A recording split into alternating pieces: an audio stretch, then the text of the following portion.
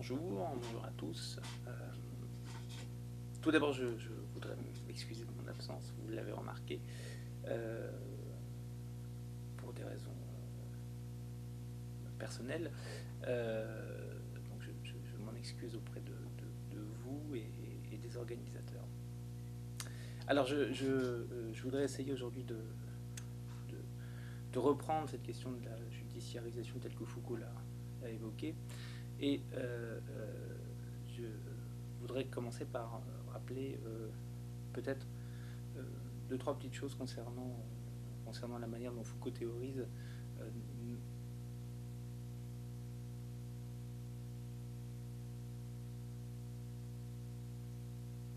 nos sociétés contemporaines, ou en tout cas les processus qui marquent l'entrée de cette société contemporaine dans un nouveau stade et de nouvelles relations de pouvoir.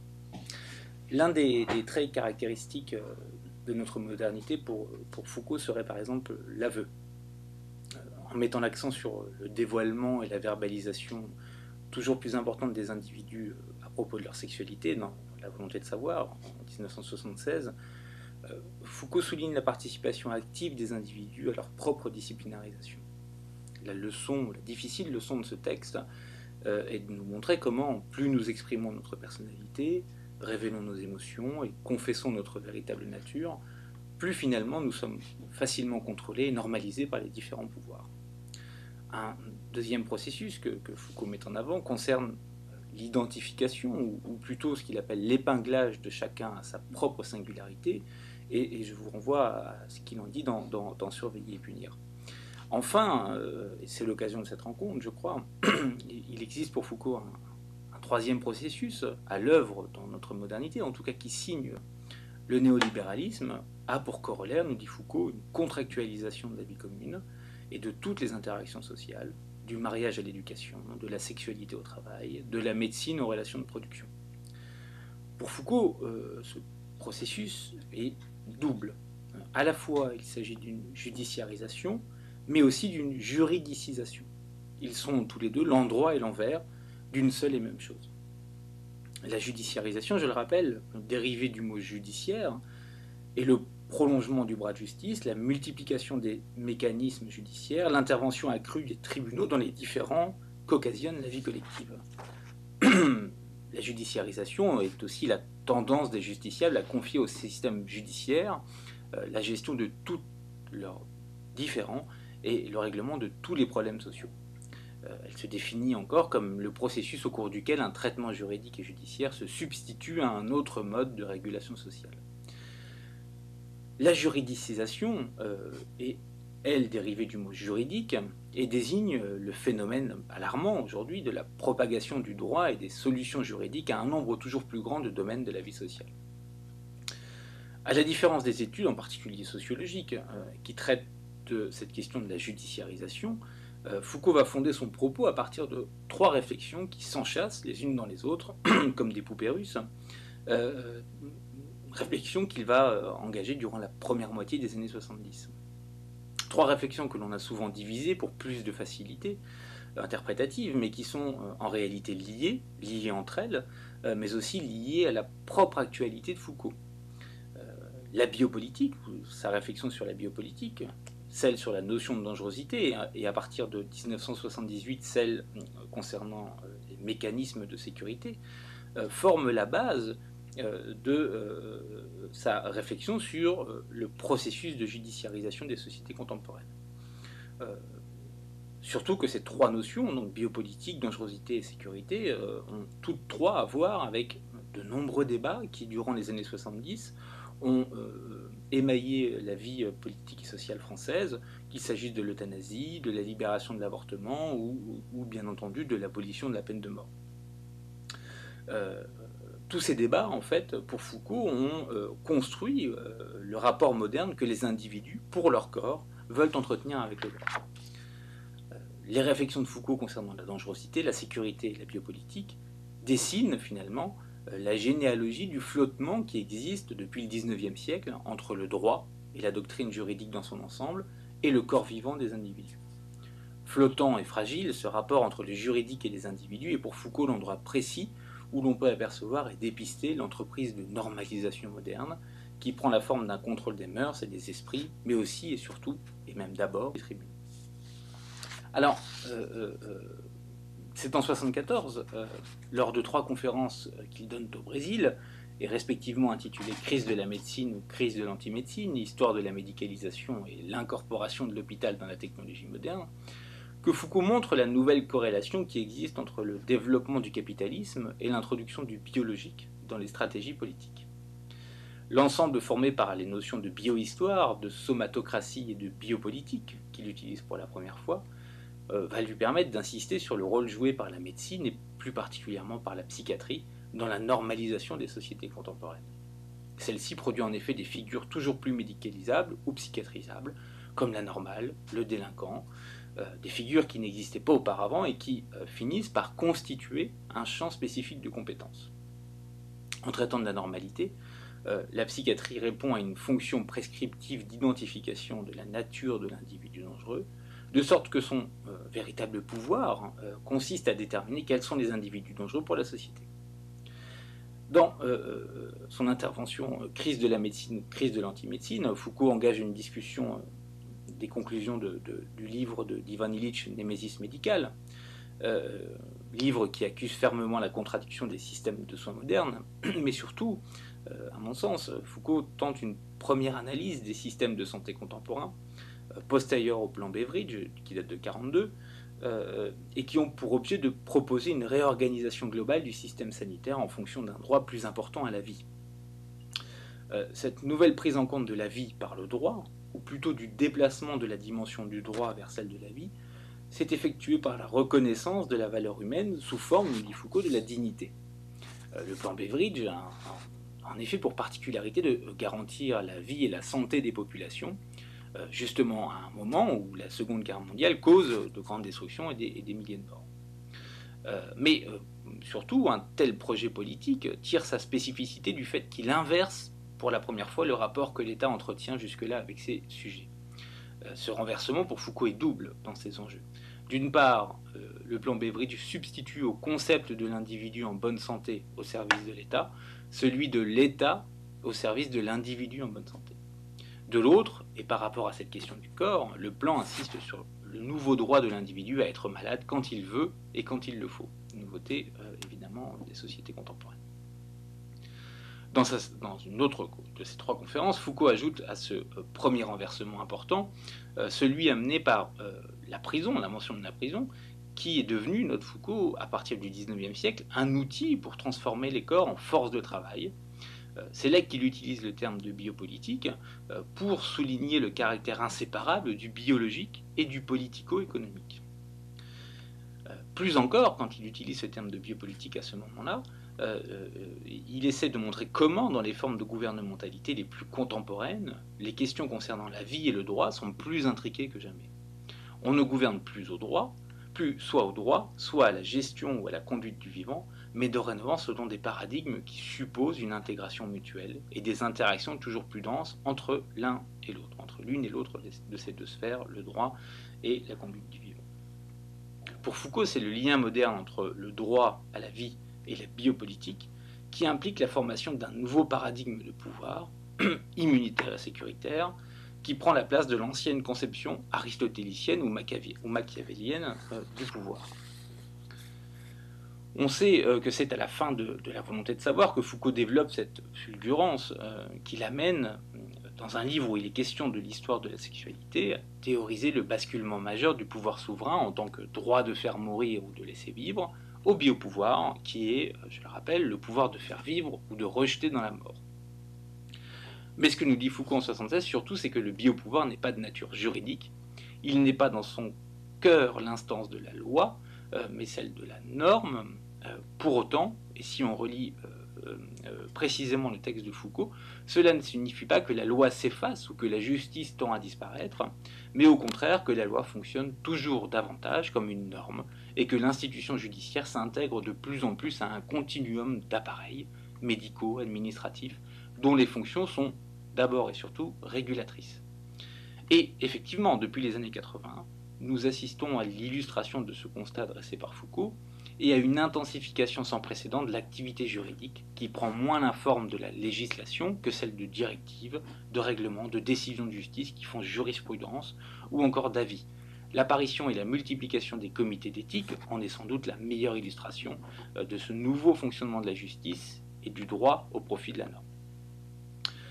C'est ce nouveau droit à la vie évoqué par Foucault au début des années 70 qui va étendre la judiciarisation vers de nouveaux problèmes.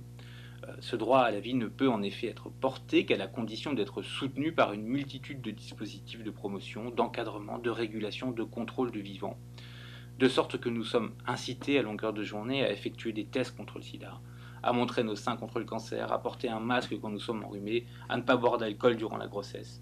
L'argument pour la vie est omniprésent. En 1974, encore, Foucault va aussi réfléchir à une notion qui, comme celle de biopolitique, va lui permettre de poser le constat d'une société qui a changé ses modes de pouvoir. Cette notion est celle de dangerosité. On a beaucoup remarqué que Foucault usait, pour désigner l'objet de son attention théorique et politique, du mot danger. Tout est dangereux, je cherche à désigner les dangers, etc. Vous pouvez regarder dans les dits écrits, vous trouverez de nombreuses occurrences de ce terme de danger. Mais on a moins noté que, ce faisant, il empruntait à la catégorie même par laquelle l'ordre du droit et la mise en ordre normatif se rejoignent. La dangerosité est, en effet, un objet de mesure médicale, mais aussi la finalité de l'acte de punir. Aussi, tout se passe comme si Foucault installait son discours au lieu même où le droit, d'un même trait, passe à l'extérieur de lui-même et résiste à ce passage.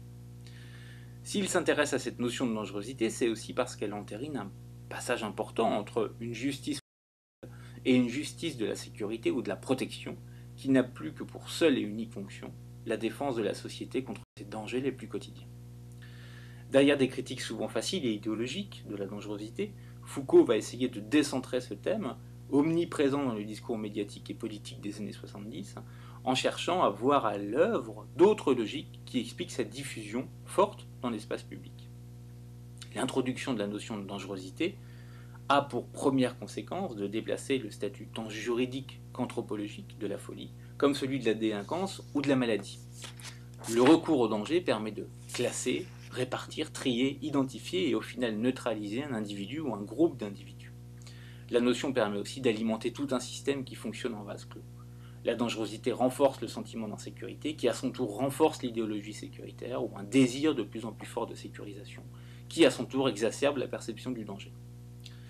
Dans un article intitulé « La stratégie du pourtour », article qui prend appui sur les manifestations de mars 79 à Paris, où s'opposèrent violemment, au moment de la dissolution du cortège, des sidérurgistes et les forces de police, Foucault va essayer de définir ce qu'il appelle stratégie du pourtour, et plus particulièrement en montrant comment la justice se trouve enchâssée, malgré elle, dans le discours politique et médiatique où la dangerosité tient une place cardinale. Il remarque d'abord que les jugements contre les casseurs ont été expéditifs et sans appel. Mais cette répression, que l'on peut comprendre, ne s'adresse pas seulement aux inculpés pris en flagrant délit, mais aussi et surtout, dit Foucault, aux simples grévistes qui, lors des prochaines manifestations, risquent désormais d'être identifiés à un délinquant en puissance. Je cite le passage de Foucault. On n'est pas sûr qu'un manifestant ait cogné, en tout cas derrière lui, il y avait la manifestation, et au-delà, toutes celles qui vont venir, et au-delà encore, la violence en général et le chômage. Désormais, il n'est plus besoin, avec cette nouvelle stratégie du pourtour, d'identifier précisément les individus dangereux ou de développer une méthode fiable capable de prédire la dangerosité. Celle-ci désintègre l'identité du délinquant dans le social et permet finalement la généralisation d'un contrôle sécuritaire qui manœuvre les peurs, faisant que le citoyen va même jusqu'à réclamer une police de plus en plus forte et une justice qui soit à même de protéger la société. À partir de 1976, cette désintégration de l'image classique du criminel se précipite en France et en Occident. L'accroissement du sentiment de violence et d'insécurité va au même moment largement contribuer à faire accepter la vision d'une société où la violence est partout présente et menace quotidiennement sa stabilité. Plusieurs affaires sordides défraient la chronique. L'affaire Ranucci, condamnée en mars 1976 à la peine de mort pour l'enlèvement et le meurtre d'une petite fille. L'affaire Jacques Carin, condamné à mort par la cour d'assises en juillet 1976 pour tentative de viol et d'assassinat. L'affaire Patrick Henry, condamné à perpétuité en janvier 1977, 3 affaires médiatiques, mais il y en a des dizaines, sur lesquelles Foucault va donner son sentiment et va intervenir. 3 affaires qui vont ouvrir une nouvelle vague de judiciarisation, toujours à partir de la matrice du droit à la vie, matrice indépassable finalement pour notre modernité, vers d'autres champs de l'activité sociale. 2, plus particulièrement, le contrôle de la répression de la délinquance sexuelle et la lutte contre les violences des banlieues. Alors évidemment, dans le cas de la pédophilie, le droit à la vie s'applique. Mais à partir des années 80, on voit que s'il s'agit de punir, l'État doit aussi garantir qu'une fois la peine purgée, aucune possibilité de récidive ne soit possible. C'est le danger toujours couru qui lie chacun des acteurs du monde pénal et judiciaire. Puni ne suffit plus. Pour les banlieues, l'inflation est encore plus patente. Les fameuses politiques de tolérance zéro qui mêlent le juridique et le social. Je vous renvoie par exemple à l'annonce en Angleterre, suite aux émeutes de Londres, de sortir les délinquants des logements sociaux. Mais aussi tentative de plus en plus grande de prédictibilité des actes délinquants.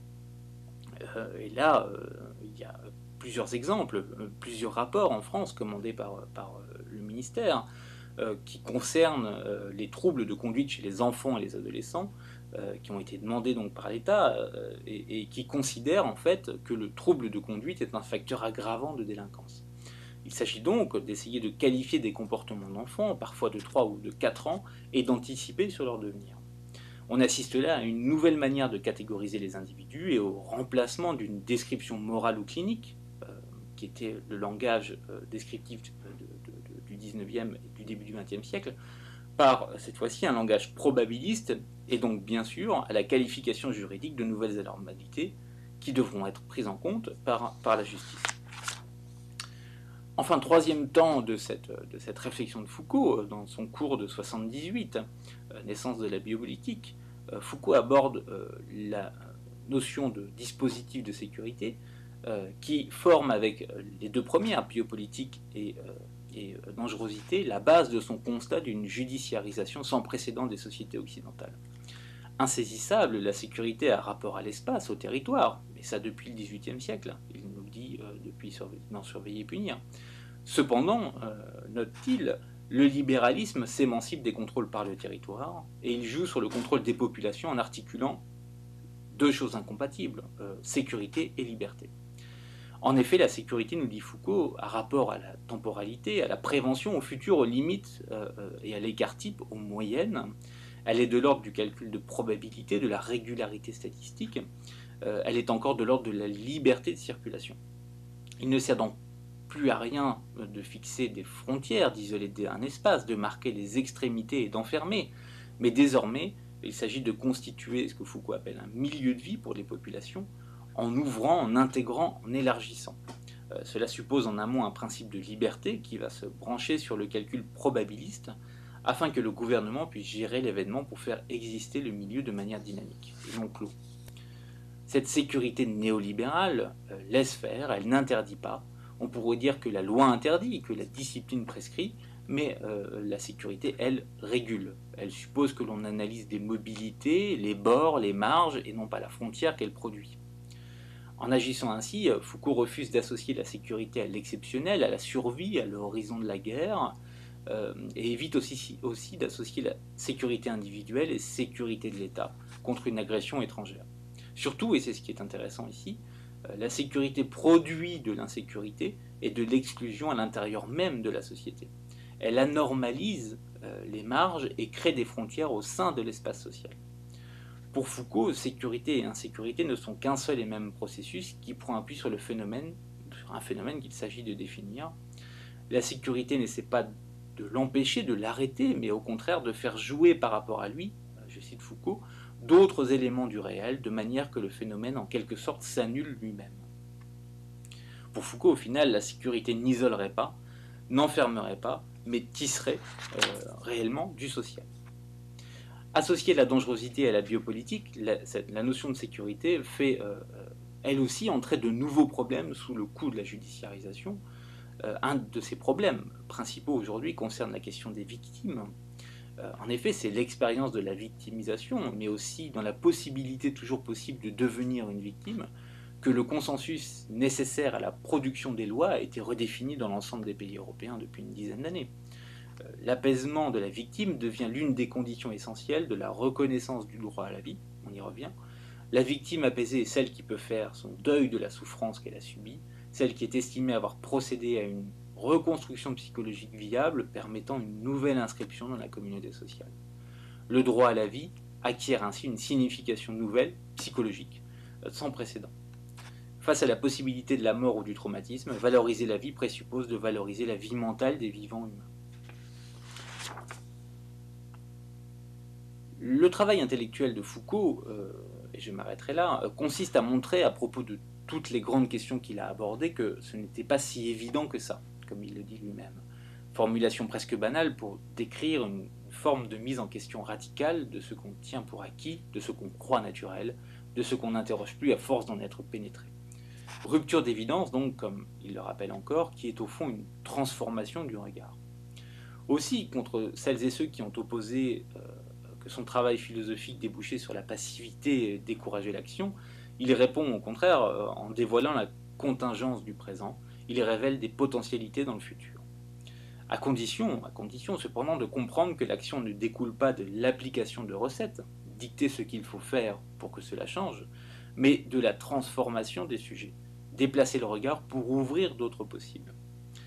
L'enquête que Foucault a menée à propos du droit et que je viens de reprendre à gros traits, en essayant de la contextualiser et d'en montrer l'intérêt pour comprendre notre situation, se situe bien aux antipodes de tout idéalisme juridique.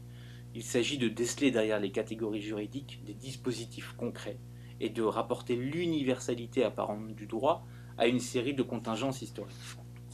Aussi, et contrairement à ce que l'on entend parfois, Foucault nous rappelle que la judiciarisation n'est pas un facteur de progrès social, qui permettrait que soient plus et mieux défendus les droits de l'homme, les droits des plus faibles, etc. etc.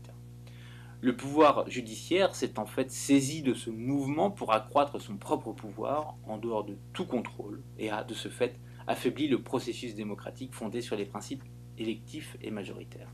La question générale qu'il faudrait essayer de se poser à partir de Foucault est celle des rapports entre cette judiciarisation et la démocratie.